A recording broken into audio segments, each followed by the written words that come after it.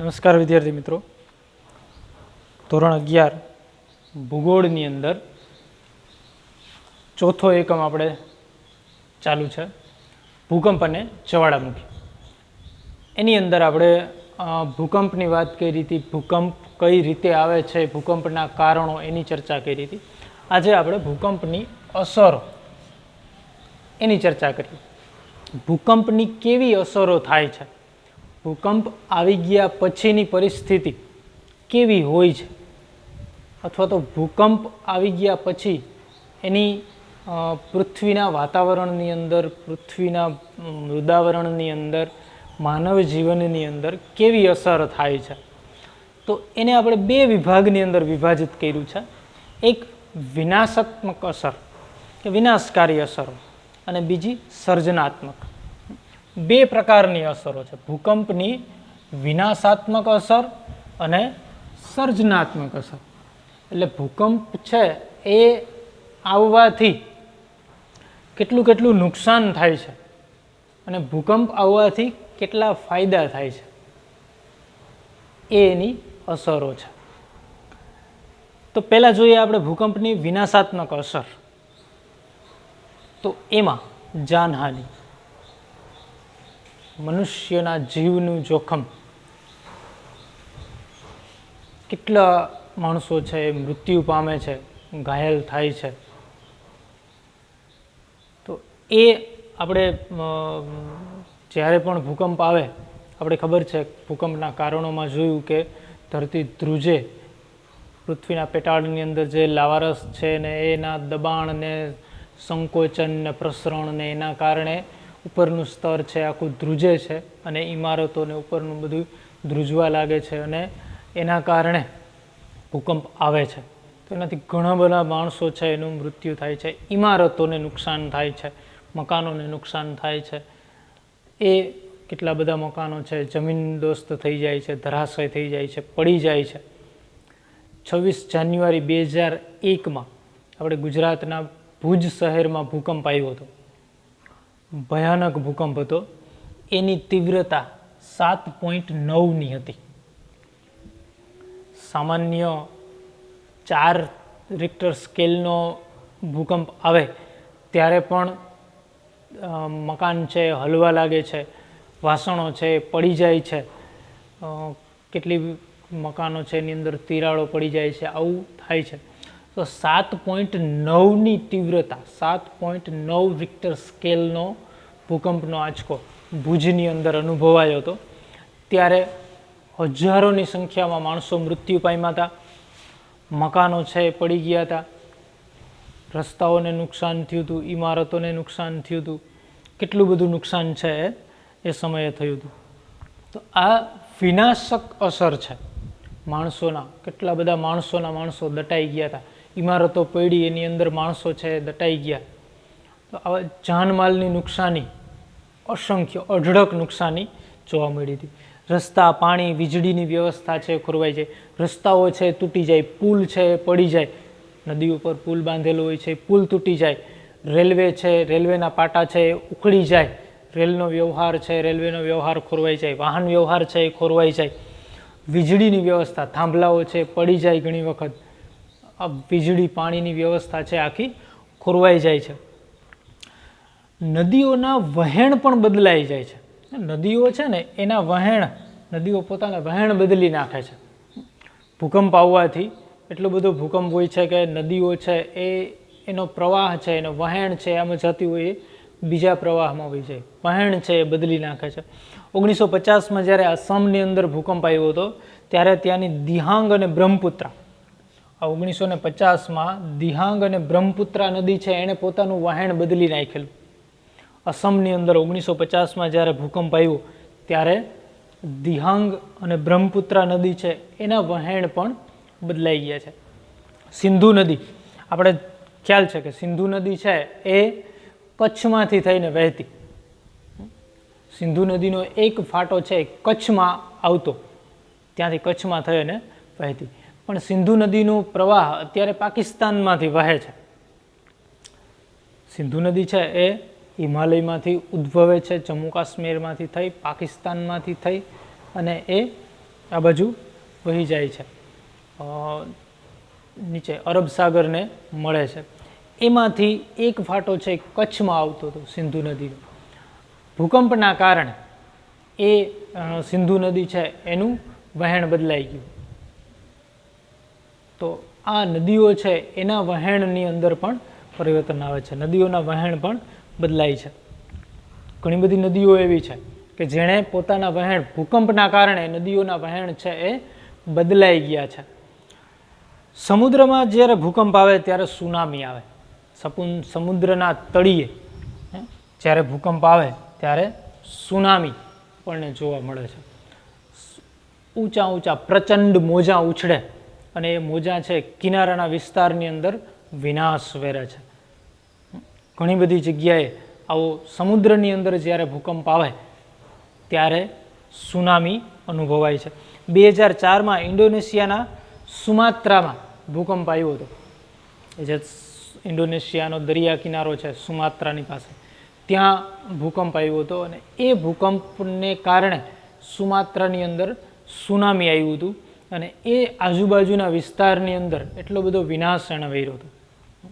આપણે આંદામાન અને નિકોબાર દ્વીપ સમૂહો છે ત્યાં પણ કોરોમંડલના કિનારે, તમિલનાડુનું કોરોમંડલ છે એના કિનારે સુનામીથી નુકસાન થયું. 2011ની સાલમાં દક્ષિણ ભારતની અંદર સુનામી આવ્યું હતું.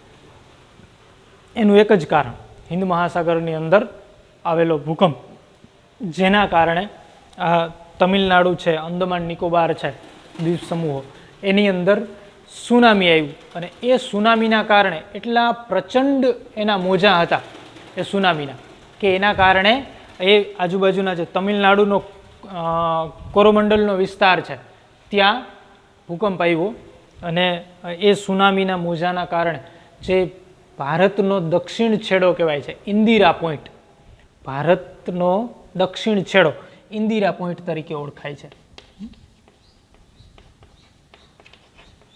એને ભારે નુકસાન થયું. આખો ઇન્દિરા પોઈન્ટ છે એ આખો પાણીની અંદર ગરકાવ થઈ ગયો, સમુદ્રના પાણીની અંદર. ત્યાં ઘણું બધું જાનમાલનું નુકસાન થયું છે. તો આ રીતના ભૂકંપ જ્યારે આવે ત્યારે સુનામી, દરિયાની અંદર જ્યારે ભૂકંપ આવે ત્યારે સુનામીના મોજાં છે એ પ્રચંડ મોજાં કિનારાના વિસ્તારોની અંદર પ્રવેશે છે અને એને નુકસાન કરે છે. આ એ જ સમયે જ્યારે તમિલનાડુની અંદર ભૂકંપ આવ્યો, શ્રીલંકાની અંદર, એ જ સમયે શ્રીલંકાની અંદર પણ સુનામી આવ્યું હતું. ઘણા બધા લોકો ત્યારે મૃત્યુ પામ્યા હતા અને દરિયા કિનારાના વિસ્તારની અંદર પારાવાર નુકસાની થઈ હતી.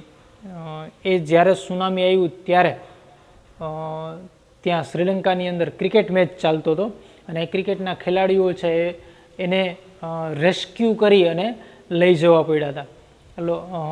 એટલો પ્રચંડ સુનામીના મોજા ત્યાં આવ્યા હતા. તો આ બધી છે એ ભૂકંપની વિનાશાત્મક અસર છે, નુકસાન પહોંચાડનારી અસર છે. માણસોના જીવને નુકસાન પહોંચાડે, માલ મિલકતને નુકસાન પહોંચાડે છે, કુદરતી જે પ્રવાહો, નદીના પ્રવાહો છે, સમુદ્ર છે, એને નુકસાન પહોંચે છે. તો એની ભૂકંપની આ વિનાશાત્મક અસરો છે. બીજી બાજુ જોઈએ તો ભૂકંપની કેટલીક સર્જનાત્મક અસરો પણ છે. જેમ કે પૃથ્વીની આંતરિક રચના છે એના વિશે જાણકારી મેળવવા માટે ભૂકંપ છે ઉપયોગી છે. ભૂકંપ આવે ત્યારે પૃથ્વીની અંદર જે પેટાળનું હલનચલન છે એની જાણકારી મળે છે આપણને. એની પૃથ્વીની રચના, ભૂગર્ભની રચના, એના વિશેની જાણકારી મેળવી શકીએ છીએ. સ્તરભંગ અને ગેરીકરણના કારણે ફાટખીણો, ઉચ્ચ પ્રદેશો, મેદાનો, પર્વતો, ખંડીય છાજલીઓ, આ બધા આકારો છે પૃથ્વી ઉપર આપણે જોઈએ છીએ. ક્યાંક દરિયો છે, સમુદ્ર છે, ક્યાંક નદીઓ છે, ક્યાંક ઊંડી ઊંડી ખીણો છે, ક્યાંક ઊંચા ઊંચા પર્વતો છે, ક્યાંક સપાટ મેદાનો છે. તો આ બધાય જે પ્રદેશો છે, આકારો છે, એ ભૂકંપના કારણે એની રચના થાય છે. આવા આકારોની સ્તરભંગ અને ગેડીકરણના કારણે ભૂકંપ આવે છે ત્યારે આવા જમીન ઉપર, સપાટી ઉપર આવા આકારો રચાય છે. મેદાનો છે, પર્વતો છે, ખંડીય છાજલી છે, ફાટખીણો છે, ઉચ્ચ પ્રદેશો છે, આ બધા આકારોની રચના થાય છે જે કોઈને કોઈ રીતે આપણને ઉપયોગી છે. ખડકોમાં થતી ઉથલપાથલના કારણે ખનિજ દ્રવ્યોની પ્રાપ્તિ થાય છે. ભૂકંપ આવે ત્યારે પૃથ્વીના પેટાળની અંદર કેટલા બધા ખડકો છે, ખડકોની અંદર ઉથલપાથલ થાય છે. ખડકો એકબીજા સાથે ટકરાય છે, દબાણ અનુભવે છે, ખેંચાણ અનુભવે છે, તાણ અનુભવે છે, એ પ્રસરણ કરે છે કે સંકોચન કરે છે, ત્યારે એની અંદર ઘણી બધી ઉથલપાથલ થાય છે અને એના કારણે ઘણા બધા ખનિજ દ્રવ્યો છે એ પણ આપણને મળે છે. ઘણા બધા ખડકો છે, ખનિજના ખડકો છે, એ ઉથલપાથલ થવાના કારણે આવા ખનિજ દ્રવ્યોની પણ આપણને પ્રાપ્તિ થાય છે. કુદરતી વાયુ અને ખનિજ તેલના ભંડારની જાણકારી. ભૂકંપના કારણે કુદરતી વાયુ અને ખનિજ તેલનો ભંડાર આપણને પ્રાપ્ત થાય છે.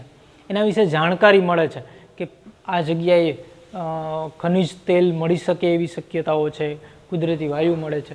ભૂકંપના કારણે પૃથ્વી ઉથલપાથલ થાય છે અને એના કારણે આવા ખનિજો છે એની પણ આપણને જાણકારી મળે છે.